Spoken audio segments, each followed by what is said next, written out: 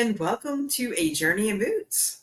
I am your co-host, Dorothy Odell, the producer of Unstoppable Overcomers, and this is my amazing co-host, Dr. Jay Royster, trauma therapist extraordinaire, owner of Summa Cum Laude. Welcome back. This is going to be an amazing episode. I have no doubt. No doubt. Before we get into the nuts and bolts, people, I need to put this disclaimer out here. I'm just going to put this up, but I'll read it out. Although we do our best on this podcast to bring you genuine and authentic guests, we are not, nor do we take responsibility for views, hostility, or comments made by our guests that may affect others, unnamed or otherwise. Anything said by others on our program is done to them for entertainment purposes only. So with that disclosure, it's the thing you learn in showbiz, right? With that, I know Dr. J is actually on location in Virginia tonight. But enough about us, because I'm super excited to get our guest up here, Dr. Sarah Turner.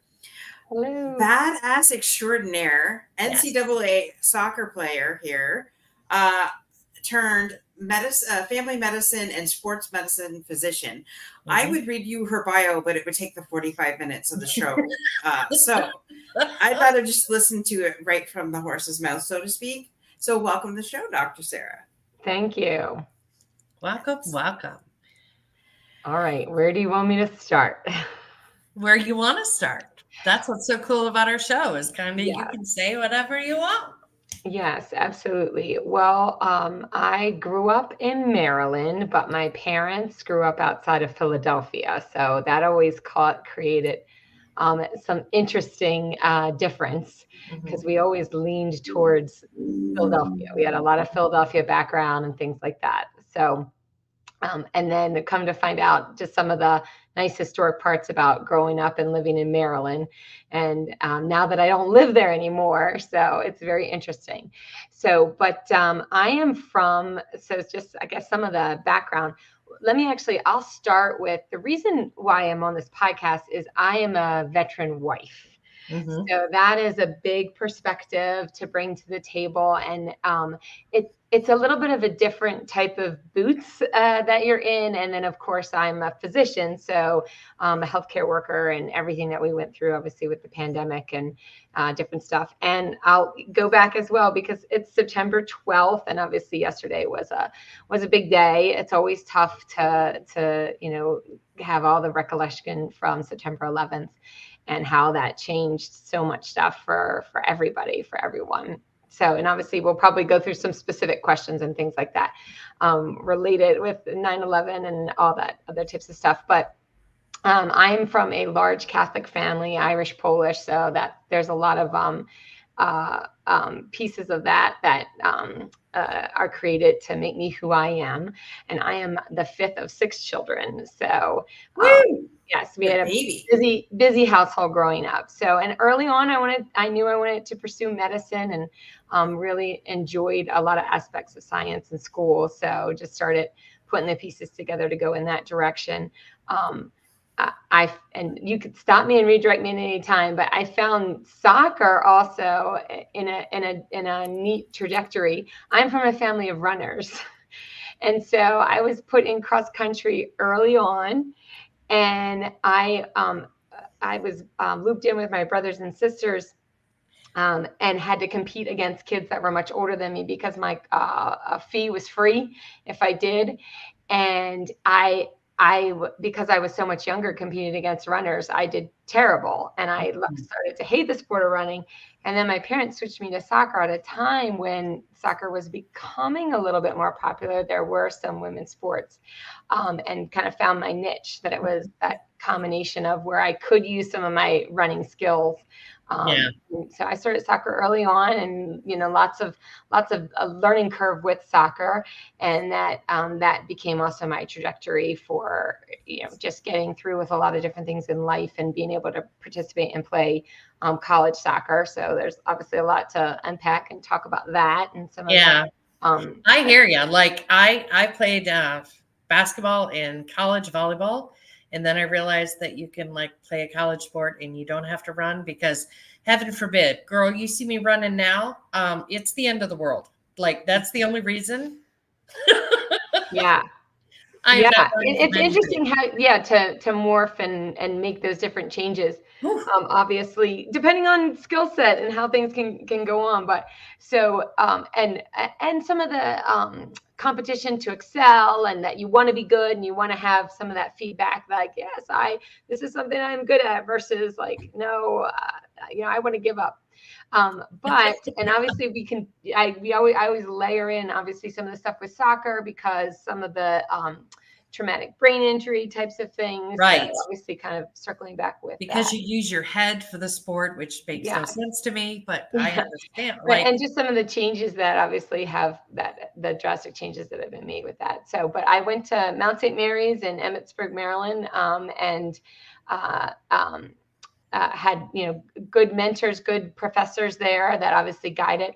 And then while I was there, I was given information about osteopathic medical school, and so which is a little different. Obviously, they're allopathic, osteopathic, and then we have what we lump into complementary and alternative care. So I went to the Philadelphia College of Osteopathic Medicine, and I graduated in 2003. And I was leaning towards orthopedics, and then, but while there, I had met a family medicine, sports medicine doctor, and it kind of just aligned with personality and some of the things that I wanted to do. So, and then that put me on the trajectory for family medicine training, and then work towards having a sports med fellowship, which it's a little bit of a different training trajectory. So obviously, if there are questions about that, talk about some of the things associated with it. And then after fellowship, most of the time you'll do a sports medicine fellowship if you want to be a professional teams physician, or a lot of times it's college and university. And then sometimes also in the communities, helping out with high school sports, and there's also sharing with athletic trainers and physical therapists. So, and we'll lump that together as allied health professionals. So in my early years, I was a team physician for 3 years. And one of my main teams that I looked after was women's basketball. But of course, I definitely looked after women's soccer as well. And then it's a shared thing. And as a family physician, sports medicine doctor, we're dealing with the whole gamut of everything. And then obviously we're not doing any types of surgeries. So we partner with our orthopedic team members for the surgical care, which obviously happens with the musculoskeletal injuries. Yes. And then while in my fellowship team physician year, I had met my husband, who had finished selection, green-beret selection. And so he was stationed in North Carolina. And then he was in 7th group, which at that time was stationed in North Carolina, Fort Liberty now. And then they ended up getting moved to Florida. So yeah, and then obviously there's lots to talk about. And you mean Fort Bragg, right? Yeah. Fort Liberty is so weird. I'm sorry. It just is. It's like hard to realize. Like, even when you're driving from Virginia down to Florida and you're taking 95, like you look up and it says Fort Liberty and you're like, what? Right? Yeah, and the way I've tried to also solidify it is within the medical community, the military medicine, military posts support a lot of research, a lot of articles and things like that. So I was listening to a podcast, and they were like, it comes from Dr. So-and-so at Fort Liberty. So, and I was like, oh, that's Fort Bragg. It's Fort Bragg. Right. Yes, it's hard to wrap your mind around that, and there's a lot of the Army bases, and it's interesting to talk to the retired guys, because, especially the Green Berets, because they're like, I was here, I was there, I was here, I was there. And it's like, that's not what it's called anymore. So you're trying to figure out what they're talking about. So it's unfortunate that they changed the names, but at the same time, we'll get used to it. We'll make the change. So, and then, yes, but yeah, so, and then he deployed during the height of Afghanistan and Iraq. So obviously we can eventually talk about some dealing with like deployments and all of the types of things associated with that. And then obviously journey of becoming a mother. And then the other layer that comes into this is that my husband was a medic, a special forces medic. And when he was younger, he didn't think he wanted to be a doctor because he didn't want to be in school for forever. But through the military, he had said, oh, let me try out being a medic. Let me see if I like some of the stuff with medicine. And then so we worked together for him to get into medical school and to eventually become a physician. So he is a hospitalist now. So we have this huge journey, lots of things to talk about, lots of things to discuss, lots of different angles, obviously, that come from multiple different boots. So what type of medical doctor is he? So he is board certified in internal medicine. Yeah. So, and I'm also happy to talk about some of the differences in the discussion. So, but internal medicine is heavily focused for adult medicine. So it's 18 and over.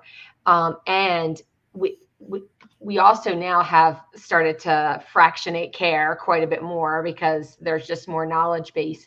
And so he stays in the hospital. So, and there's what's called a hospitalist. So, gotcha.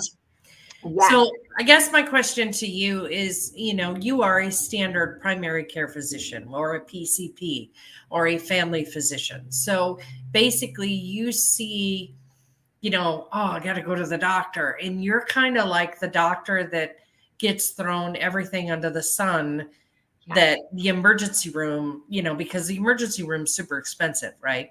Yeah. So it's cheaper to come see you, but I kind of want you to walk through a day in the life so our audience is a little more kind to you. Because, you and I have talked about this a lot, but I think kind of sharing with them the challenges you face on a day-to-day as far as seeing so many clients and kind of what that looks like for you, because you don't like the fact that you only get 15 minutes with a client, right? Yeah. Or patient. So, and there's multiple different models of practice, but the most common obviously is now becoming what we would say an employed physician. Okay. And so they are employed by, various systems. And most of the time it's a health system, a lot of times driven by a hospital, large regional systems. And then so within that, then ultimately things are created. So, and just the way that medicine has moved through it's less and less time with the physician and then more fractionated care.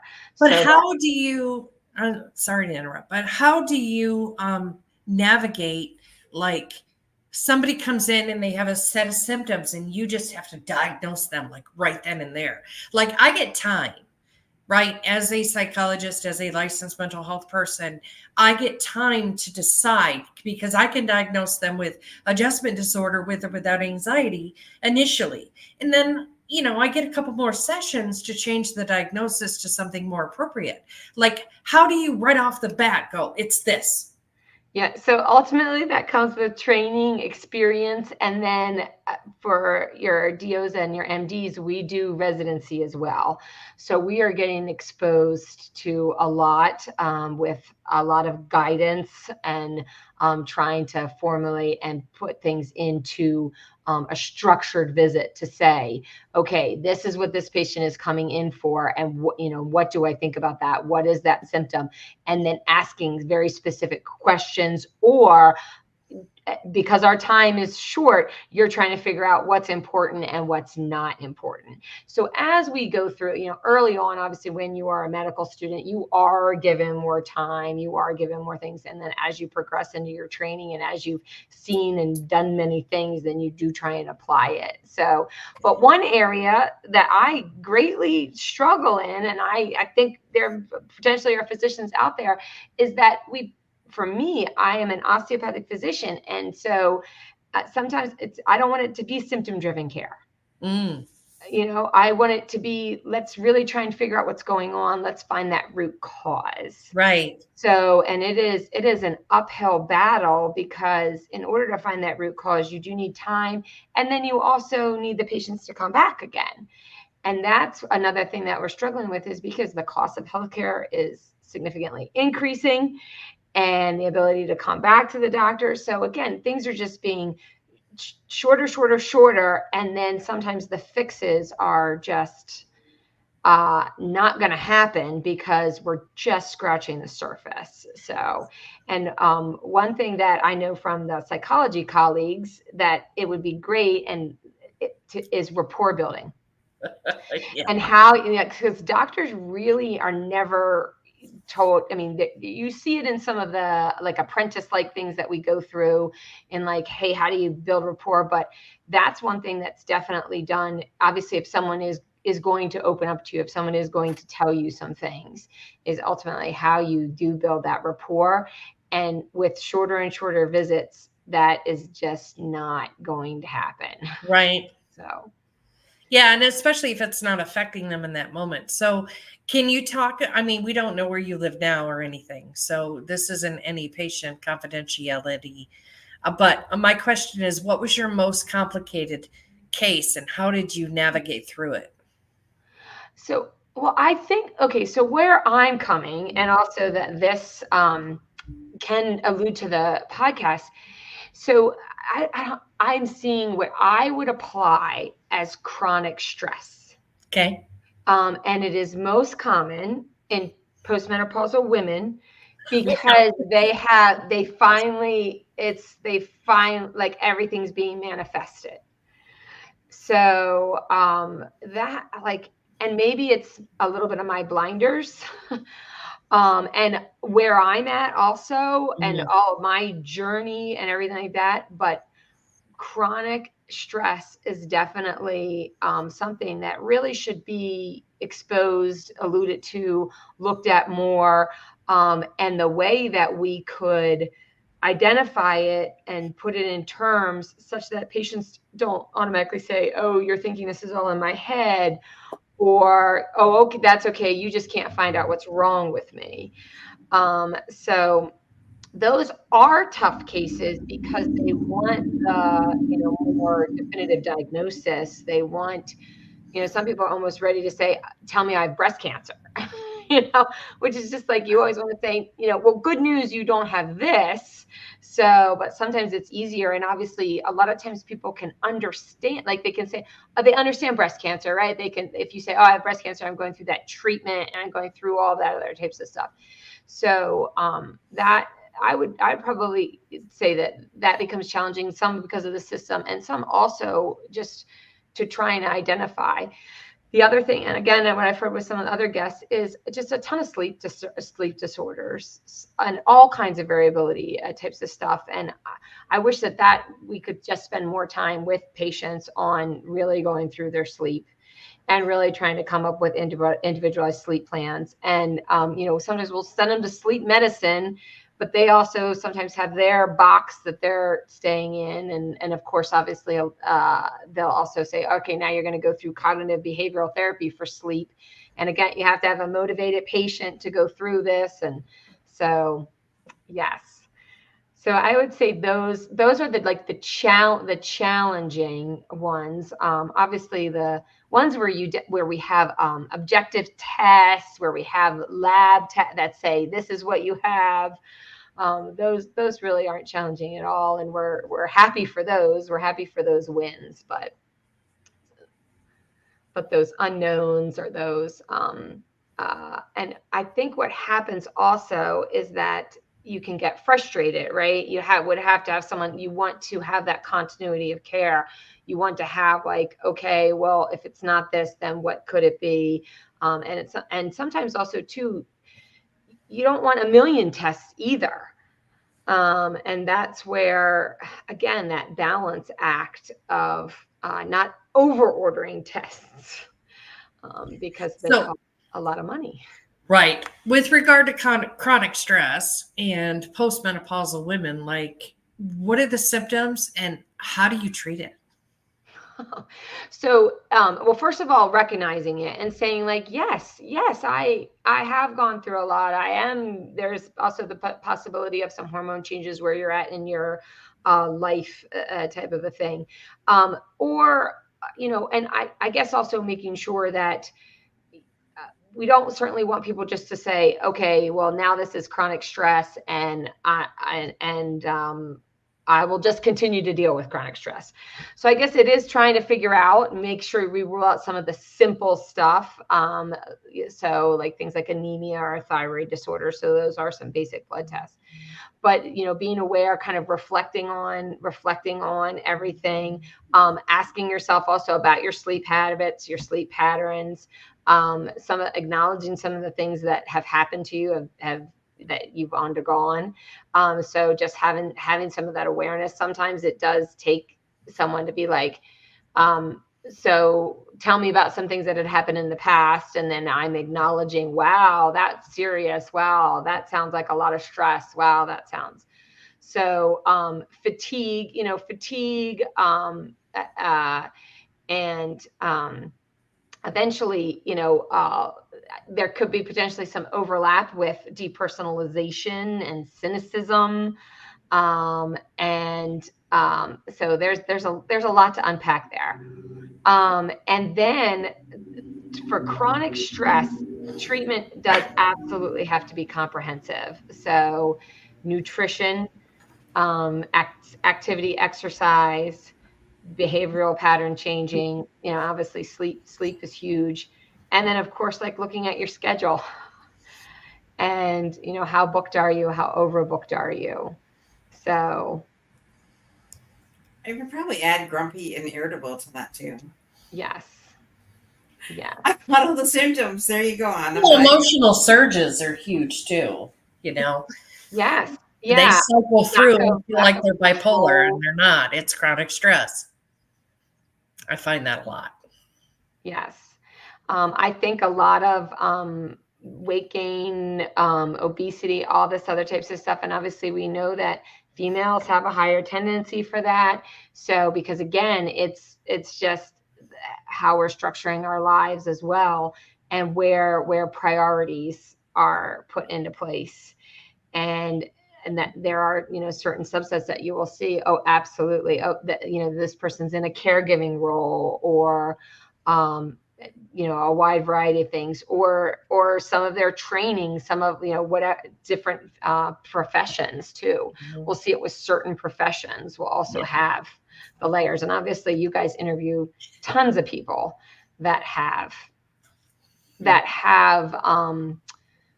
impacts, and again, it's kind of the training, like move on. Don't process it, just move on. So, well, I love people that are like, you need to take time for you. I'm like, when? There's so many people out there in need, and you have to be there. So it's managing your time versus taking care of yourself. And Dorothy's like, you got to put your oxygen mask on first. I understand that. But at the same time, apparently I can hold my breath for a very long time, so it's managing that.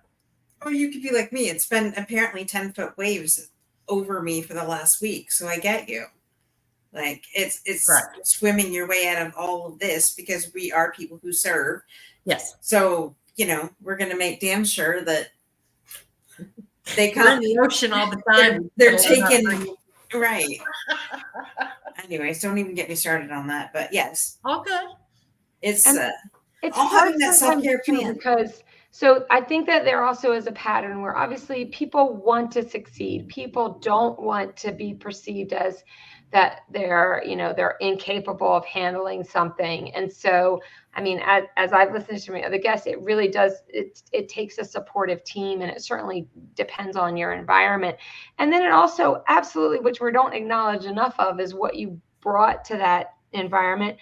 And more times, if we can also change the language, that more times than what you brought is a gift than deterrent, but again, we will say that, oh, this person can't, that they didn't have involved caregivers, and they had to fend for themselves, and they had to figure some things out as they're coming to the military or coming into different professions. So, and there's a lot of like perception and we do say like ask for help, but I'll tell you, sometimes when you ask for help, it doesn't always go in the right direction. And then, correct. And then that can create, then you're traumatizing the trauma. So Well, that's That's new the one. other thing. Traumatizing the trauma.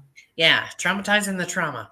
Ooh. So with regard to that, are physicians like you trauma informed? How do you navigate a traumatized individual? Yes. So I am trauma informed where it really started opening up. And no, you have to tease your way into seeing if there is a trauma informed and some of the things. So obviously there are some facets of medicine where people will deal a little bit more with more trauma, but unfortunately, not all psychiatrists even have trauma training, which is where a lot of times when you say trauma, you'll think either like broken bones, broken body parts, or that something bad happened. Obviously, that someone was assaulted or Right. held at gunpoint, or Yeah. yes, these different. So, but trauma can be global, and then there's also great insight on something called adverse childhood events, and how many that you have and how many that you experience, and the layering of these adverse childhood events, how they then contribute to a multitude of medical conditions. So we as a society really, really should start looking at trauma and we'll use that again, that very, very global term trauma. And also trying to understand that no, you don't have to be held at gunpoint. Like traumas could potentially be that there could be layered and they could be minor.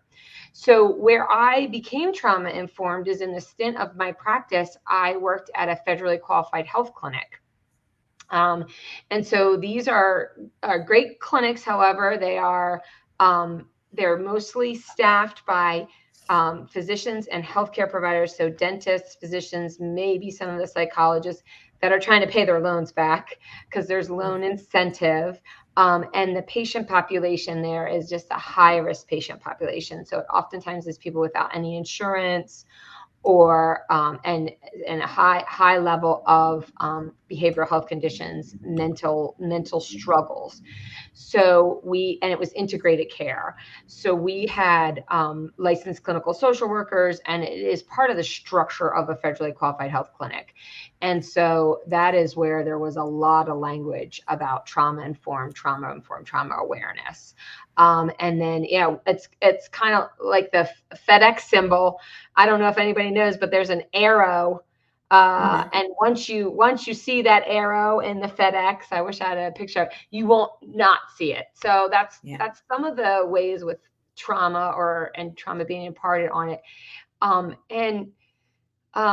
To validate someone or to say, wow, you've been through a lot, can also be a good direction to go. So again, it is just really exposing and really understanding.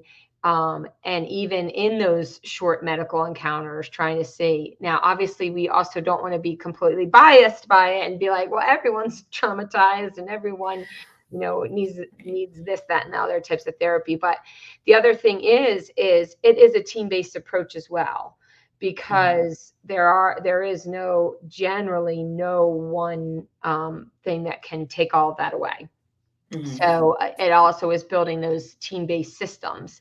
And so that's where the integrative care practices can sometimes thrive, and having some of the different allied health professionals or people under the same umbrella really helping their clients, helping their patients. So, and working together and having some of that back and forth exchange.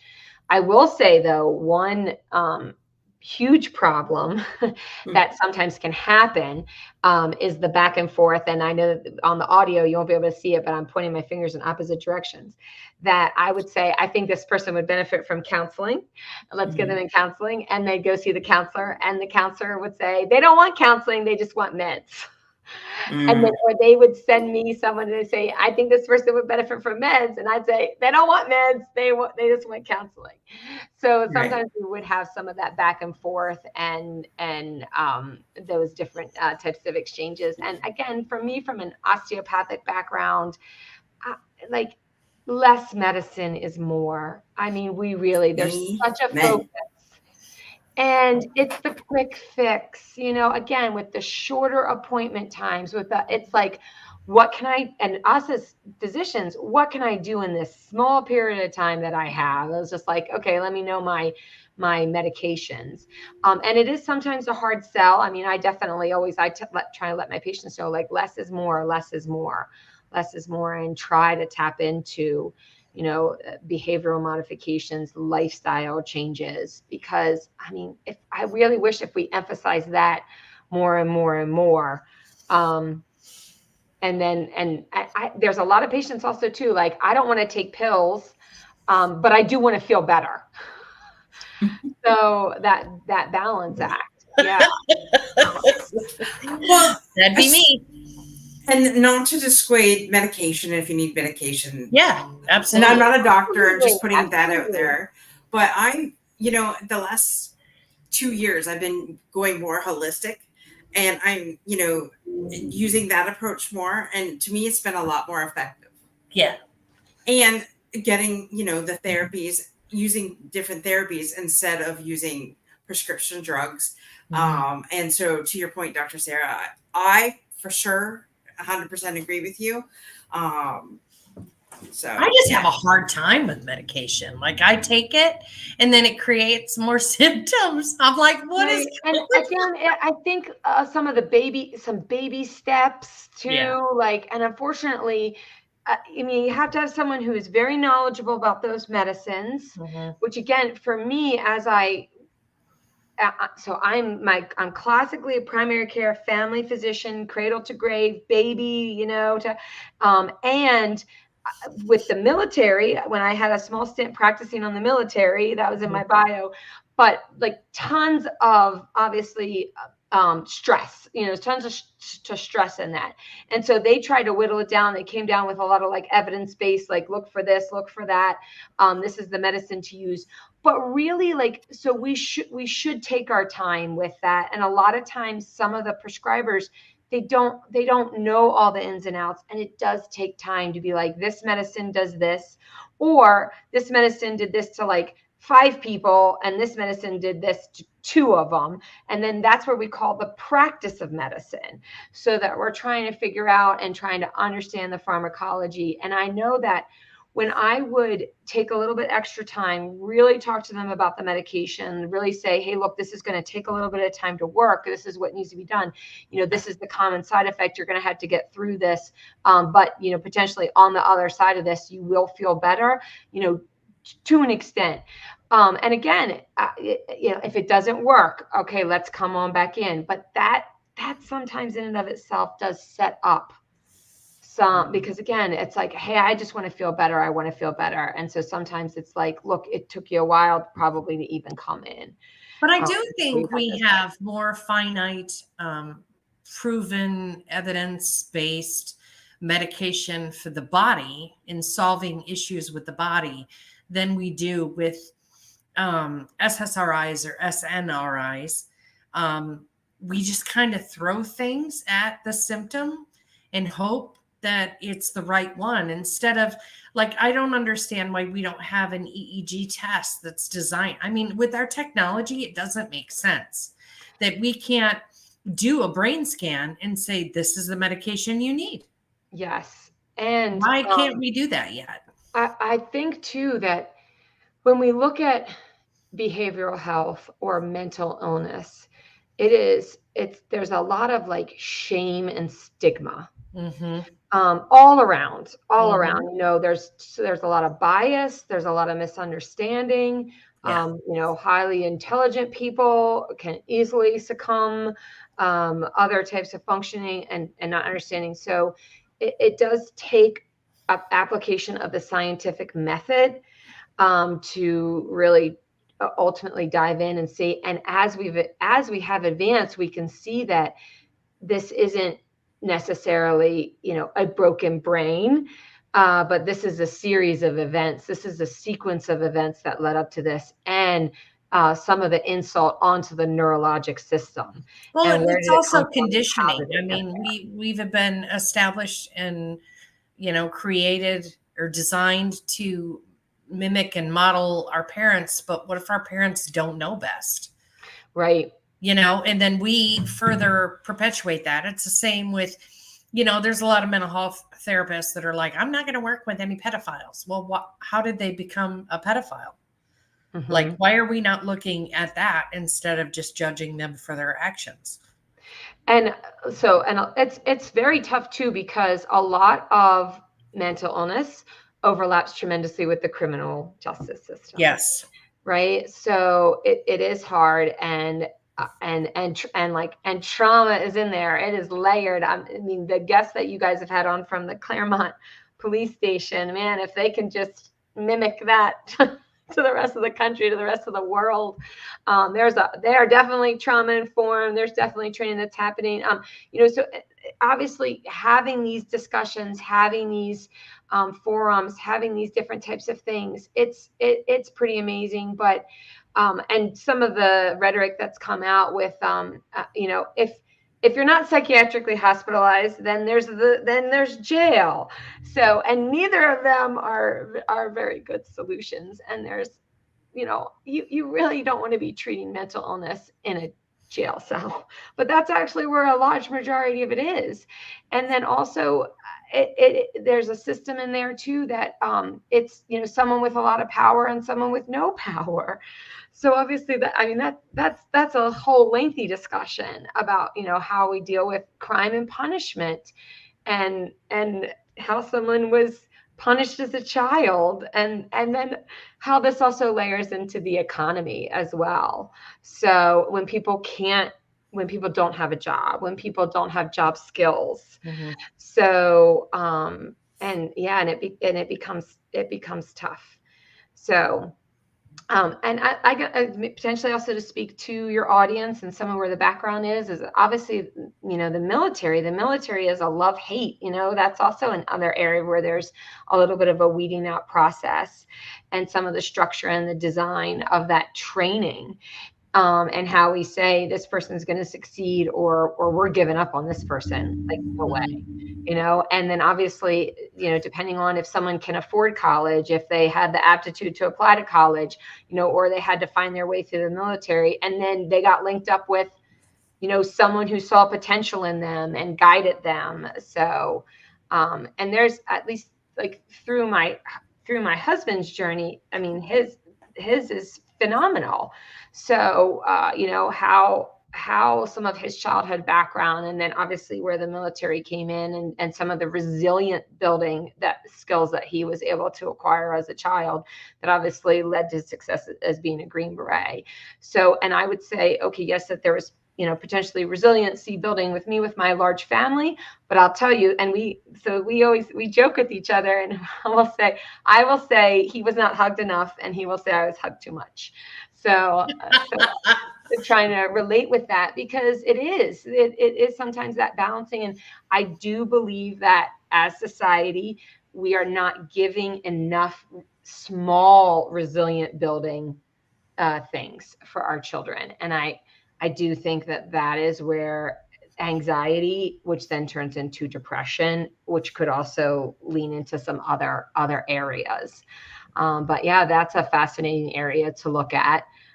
Is just how we have resilient building. And I'll tell you, as a parent, it is very tough. When my son was learning to walk, I was like, he has to figure this out, and he would climb steps and he would do different things, and I would just hold my breath, and I'd say, okay, just he has to figure it out. So my daughter is always been a little easier. So, but yeah, so there's a lot of overlap with that as well. Like, again, just some of the parental input to all of this too. So that was a very tangential conversation all over the place. But, I love it. That's great. Yeah. That's what it's all about. So what is the primary thing you want the audience to know? Because, our basic audience is veterans, first responders, and their spouses. So, like, what is one thing you could share based on your experience with deployments and, just kind of like letting the government lead the way for your life, and moving every 2 years, and, having to be a single mom for that time? You know, well, what let me did at you least just say, share? I did not have children when we were, so my husband switched over to the reserves. And yes, so I mean, that is a battle, and those might be just unheard voices that just have to handle so much. And we talked about resilient building, and it's team, it's village, it's community.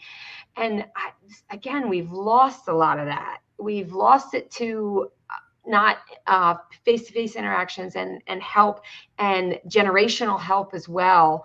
But to answer your question, and this is, and there have been, this is in Journey in Boots, trauma to triumph. I mean, and I even said, look, I'm still in my boots. And there are just super duper tough days. But if there is one thing, it is you are innately loved. You are special. You are here for a reason, and all humans do have gifts. They all have worth, because there's so many things within that just constantly tear at that. And depending on when you as a human got exposed to, you are not worthy. Right. You are not loved. You don't You matter. are worthless. Yeah, that definitely comes into it. So it is that constant, like, you are breathing, you are worthy, so, and we still have to come back to that. I will also allude to that I'm an osteopath, and so there's sometimes divine intervention and how we find our ways through life, but mind, body, spirit. And so we also see, as we become a more secular society, and again, you do not have to belong to a church. I'm not here to preach that at all. It is the spiritual aspect, though. It is having that spirituality. And again, in our psychology studies, when we see sometimes the difference with someone, it is that there is some type of spiritual undertone. There is some type of spiritual belief. And so that is where some of that, you were created, you are special, like you have gifts, and so again, it's a crisscross path, and it's how many of that is going to be hit down against you, versus someone who does have a little bit less hurdles in life and maybe is told that a little bit more so, and at some point in time. But I get that is the common thing, to at least just say yes, and have that belief, and tell yourself it over and over again, even if nobody else will. So 100%. So tell us, Dr. Sarah, what is one thing nobody knows about you? Oh my gosh. Oh, I've heard you ask your guests this. What is one thing that nobody knows about me? Yeah, you see in this podcast, we're going to ask you. I know. Well, I have to say, I've only heard the audio, so I know some of the guests have had some video pieces. Mm-hmm. What is one that nobody knows about me? This one is super tough. I mean, I guess it depends on how much I interact with you. So, because I mean, and also, don't overthink it. Yeah.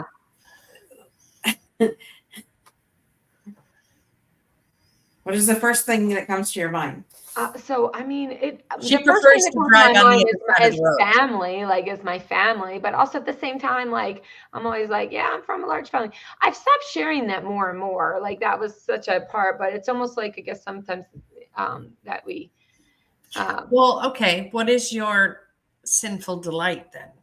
My sinful delight. Oh my God. Yeah, what you like to do that, like, you shouldn't. Well, that I shouldn't. You're a doctor. So yes, and I think this is all a balancing act, but and use of wine.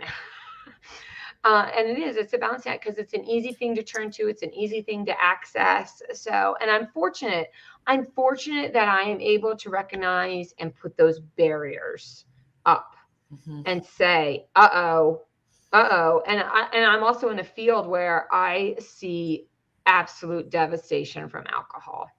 Absolute. That's the number one. I mean, cigarettes are up there, but alcohol supersedes it. So, and younger, like we're seeing it with younger and younger folks. I know, too. it's crazy. So, but yeah, I guess that would be my sin. And then, yeah, that would be my sinful. I love how she was going to add it, then she changed her mind. That's so cute.